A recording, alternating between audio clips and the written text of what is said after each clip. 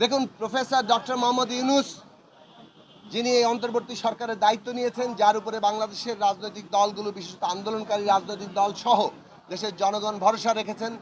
আমরা মনে করি এই যে বিচার সংস্কার এবং নির্বাচনের যে রাজনৈতিক প্রক্রিয়া এবং উত্তরণ পর্ব, এই পর্ব তার নেতৃত্বেই এটা সম্পন্ন হতে হবে। তার এখানে মাঝখান থেকে সরে যাওয়া অথবা দায়িত্ব ছেড়ে দেওয়ার কোনো সুযোগ নেই, কোনোভাবেই এটা আলোচনার বিষয়ই হতে পারে না। কাজেই প্রফেসর ডক্টর মোহাম্মদ ইউনূস যিনি মনে করেছিলেন যে এখানে নানান প্রতিকূল বাস্তবতায় তিনি আসলে দায়িত্ব পালন করতে পারবেন কিনা তার মনে প্রশ্ন জন্ম দিয়েছিল, এই প্রশ্ন তিনিও মনে করেন এখন যে এটার আর কোনো সুযোগ নেই। বাংলাদেশের এই ঐতিহাসিক পর্ব দায়িত্ব পালন করে যাওয়া এবং এটাকে সম্পন্ন করা, এটা তিনি, তার উপর ঐতিহাসিক দায়িত্ব, সেটা তিনি করবেন। এবং সমস্ত রাজনৈতিক দল সহ দেশের সকল প্রতিষ্ঠান, দেশের রাষ্ট্রীয় প্রতিষ্ঠান, সেনাবাহিনী, পুলিশ, প্রশাসন, সমস্ত প্রতিষ্ঠানের কাছ থেকে তিনি সহযোগিতা চেয়েছেন। আমরাও মনে করি দেশের রাজনৈতিক দলগুলো এবং দেশের শ্রেণী পেশা, শিক্ষার্থী সকলে মিলে এবং দেশের যে গুরুত্বপূর্ণ রাষ্ট্রীয় প্রতিষ্ঠান, সেনাবাহিনী, দেশের গুরুত্বপূর্ণ প্রতিষ্ঠান, প্রশাসন, পুলিশ বাহিনী সহ, বিচার বিভাগ সহ সমস্ত প্রতিষ্ঠান আজকে এই সরকারের যে সহযোগিতার প্রয়োজন সেটা তারা করবেন এই উত্তরণ পর্বকে সম্পন্ন করার জন্য।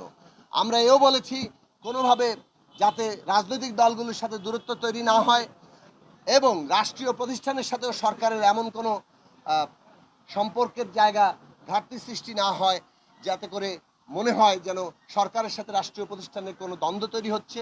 এই ব্যাপারে আমাদের সকলেরই দায়িত্বশীল ভূমিকা নিতে হবে এবং সরকারকে উদ্যোগ নিতে হবে যে এই প্রশ্নগুলো কোথাও যদি ঘাটতি কিংবা কেউ কেউ যদি নানাভাবেই এমন পরিস্থিতি কিংবা এই ধরনের প্রশ্নের জন্ম দিয়ে থাকেন তাহলে সেগুলো দ্রুতই মীমাংসা করে আমাদেরকে একটা রাজনৈতিক গণতান্ত্রিক উত্তরণের জায়গায় যেতে হবে এবং দেশের স্বাধীনতা সার্বভৌমত্বের বিরুদ্ধে, দেশের গণতান্ত্রিক প্রক্রিয়ার বিরুদ্ধে পরাজিত ফ্যাসিস্ট শক্তি অভ্যন্তরে যে ষড়যন্ত্র করছে, বিদেশি দোসরদের নিয়ে যে ষড়যন্ত্র করছে, এই বিষয়ে প্রধান উপদেষ্টার যে আশঙ্কা এবং আমাদেরও সকলের আশঙ্কা, সেক্ষেত্রে আমাদের সকলের ঐক্যবদ্ধ থাকতে হবে এবং ন্যূনতম জাতীয় ঐক্য রক্ষা করে, দেশের স্বাধীনতা সার্বভৌমত্ব রক্ষা করে, গণতান্ত্রিক প্রক্রিয়াকে এক নির্বাচনের মধ্য দিয়ে সম্পন্ন করে বাংলাদেশে একটা নির্বাচিত সরকারের সূচনা ঘটাতে হবে।